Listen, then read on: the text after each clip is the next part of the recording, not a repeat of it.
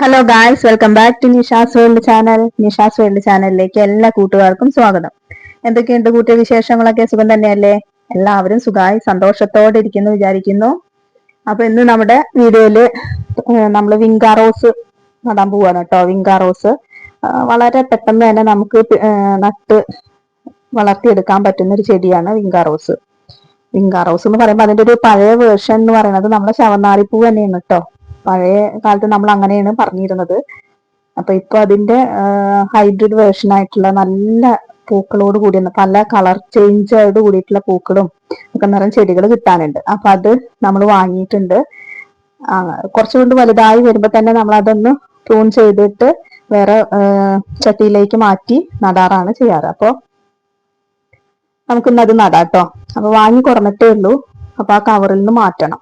അപ്പൊ ചട്ടികൾ വരുമ്പോ തന്നെ വാങ്ങിച്ചിട്ടുണ്ടായിരുന്നു. ആ ചട്ടികളിലേക്ക് നമ്മൾ ഇടാനുള്ള വളത്തിന്റെയും അതുപോലെ എല്ലുപൊടി, ചാണകപ്പൊടി അങ്ങനെയുള്ള സാധനങ്ങളൊക്കെ റെഡിയാണ്. പിന്നെ നന്നായിട്ട് പൂവിടാനുള്ള നമ്മളുടെ ഒരു ചെടികൾക്കൊക്കെ ഇട്ടെടുക്കുന്ന ഒരു വളം കൂടെ വാങ്ങിച്ചിട്ടുണ്ടായിരുന്നു. അതിപ്പോ ഇട്ടെടുക്കുന്നില്ല.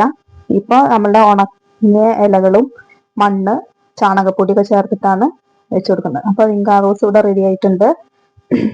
കൂട്ടത്തിൽ ലാങ്കി ഉണ്ട് കേട്ടോ. അപ്പൊ ലാങ്കി ആദ്യം നടട്ടെ, എന്നിട്ട് അതിന് ശേഷം വിങ്കാ റോസ് നടാന്ന് വിചാരിക്കുകയാണ്. അങ്ങനെ അപ്പൊ ഞാൻ ഒരുപാട് നാളായിട്ട് ഇങ്ങനെ വിചാരിക്കാറുണ്ട്. ഇങ്ങനെ ആദ്യമൊക്കെ ഞാൻ കുറെ ചെടികളൊക്കെ വെച്ച് ഉണ്ടാക്കിയിട്ടുണ്ടായിരുന്നു. ഇവിടെ തീരാന് വെയിൽ കിട്ടില്ല, അതുകൊണ്ട് തന്നെ നമുക്കത് ഒരു അധികം പൂക്കളും കിട്ടാറില്ല. ഇപ്പൊ എന്തായാലും തീരെ ചെടി ഇല്ലാതെ കൊണ്ട് ഒരു ഭംഗിയില്ല വീടിന്.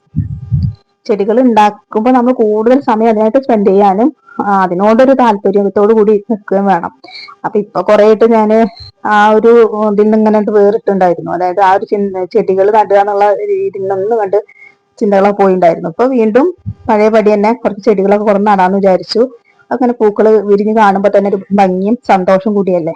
അപ്പൊ നമ്മളുടെ ലാങ്കി ചട്ടിയിലായിട്ടുണ്ട്. ഇനി വിങ്കാ റോസിന്റെ തൈ കൊടുന്നിട്ടുണ്ട്, അതൊന്ന് നടാനും കൂടി ഉണ്ട് കേട്ടോ.